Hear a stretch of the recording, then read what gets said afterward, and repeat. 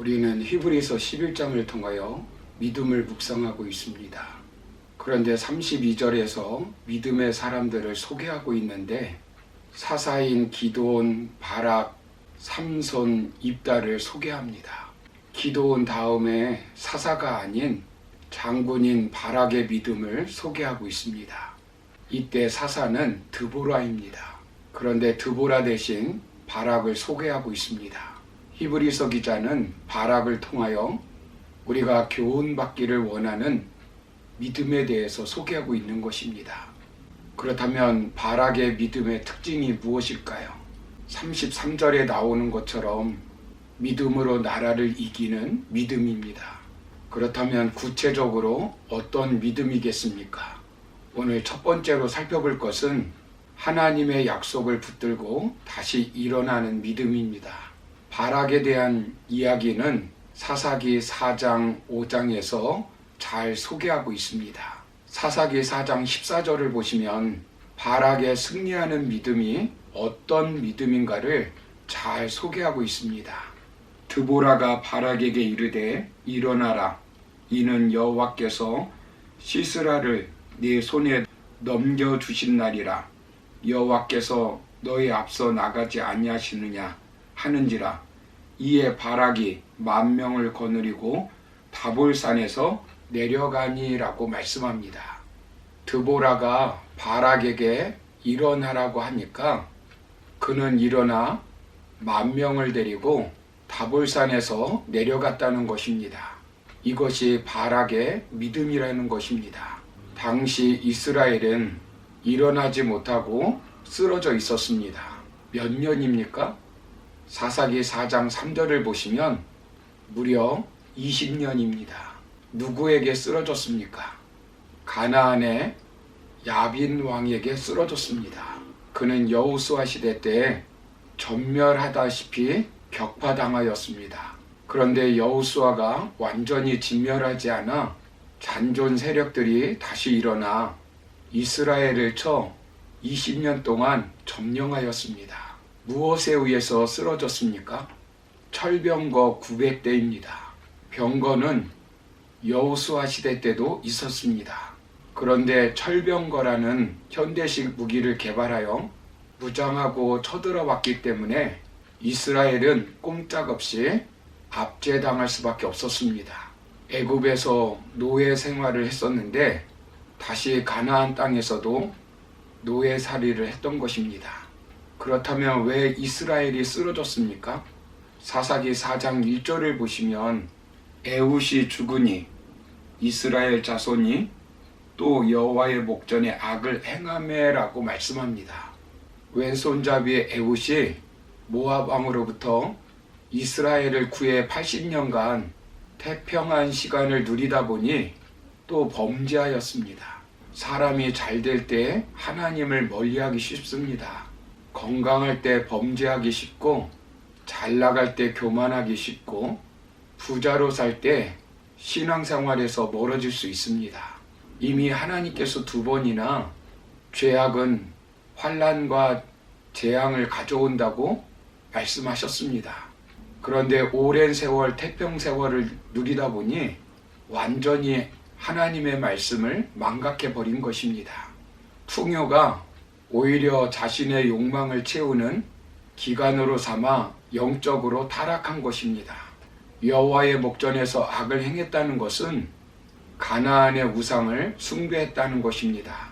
사사기 3장 7절을 보시면 이스라엘 자손이 여호와의 목전에 악을 행하여 자기들의 하나님 여호와를 잊어버리고 바알들과 아세라들을 섬긴지라 라고 말씀합니다. 이 신은 농경신이고 경제신이고 성의 신입니다. 그래서 하나님이 징계로 그들을 하솔의 손에 파셨으니 라고 말씀합니다.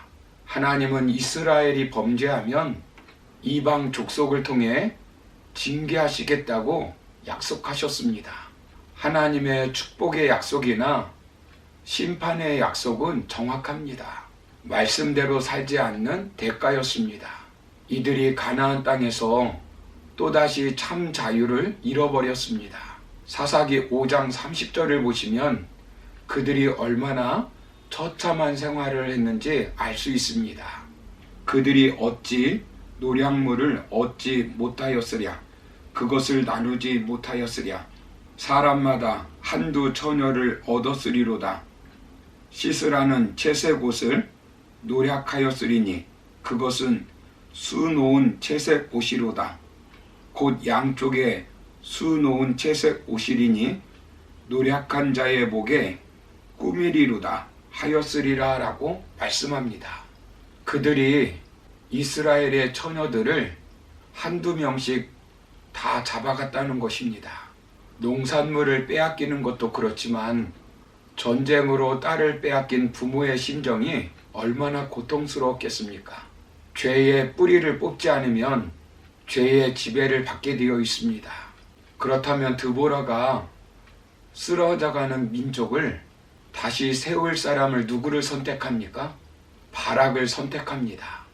그리고 그에게 하나님의 말씀을 전합니다. 첫째는 납달리 자손과 스불론 자손 1만 명을 데리고 다볼산으로 가라고 합니다. 둘째는 적들은 내 손에 붙여주겠다고 말합니다. 그런데 바락은 어떤 반응을 보입니까? 사사기 4장 8절을 보시면 바락이 그에게 이르되 만일 당신이 나와 함께 가면 내가 가려니와 만일 당신이 나와 함께 가지 아니하면 나도 가지 아니하겠노라 하니라고 말씀합니다. 하나님이 함께하여 승리하게 해 주겠다고 하는 약속보다 인간 드보라를 더 의지합니다. 그런데 다시 드보라가 일어나라고 말하니까 그 말씀 붙들고 다볼산에 내려갑니다. 이것은 쉬운 것이 아닙니다. 그들은 철병거를 가진 정예 부대이고 철병거와 싸우려면 산악 지형이 훨씬 유리합니다. 그런데 하나님의 약속을 믿고 바락은 내려갑니다. 성경은 믿음으로 승리하게 할 때 일어나라고 명령할 때가 많이 있습니다. 죽어있는 소녀에게 일어나라고 말씀합니다. 40년 안진뱅이에게 일어나라고 말씀합니다. 낙심한 다니엘에게 일어나라고 말씀합니다. 실패한 여호수아에게 일어나라고 말씀합니다. 하나님의 약속을 믿고 일어나라는 것입니다. 사랑하는 성도 여러분, 주의 일을 하다가 지쳐 있습니까? 기도하는데, 전도하는데, 봉사하는데, 예배드리는데 지쳐 있습니까? 하나님께서는 하나님의 일을 하다가 로뎀나무 아래서 지쳐 있는 엘리야에게 천사를 시켜 떡과 물을 주면서 일어나 먹으라고 말씀하셨습니다. 병으로 쓰러져 일어날 수 없는 상황입니까? 심리적인 병입니까? 마음의 병입니까? 영혼의 병입니까? 예수님은 베데스다 연못가에 38년 된 병자에게 일어나 네 자리를 들고 걸어가라고 말씀하셨습니다. 능력 부족으로 일어서지 못하고 지쳐 있습니까? 은과 금이 없는 베드로와 요한이 성전으로 기도하러 가다가 미문 앞에 앉아 구걸하는 안진뱅이를 만났습니다. 그들의 힘으로는 어찌할 수 없었습니다. 그러나 그들은 선포합니다. 나사렛 예수 그리스도의 이름으로 일어나 걸으라.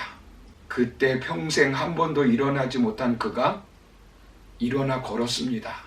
안진뱅이와 같은 신앙에서 일어나는 기적을 체험하시기를 바랍니다. 구걸하는 신앙에서 주는 신앙으로 일어서기를 바랍니다. 경제도 일어나고 가정도 일어나고 신앙도 일어나고 사업도 일어나고 자녀도 일어나는 승리의 축복을 누리시기를 주님의 이름으로 축원합니다. 감사합니다.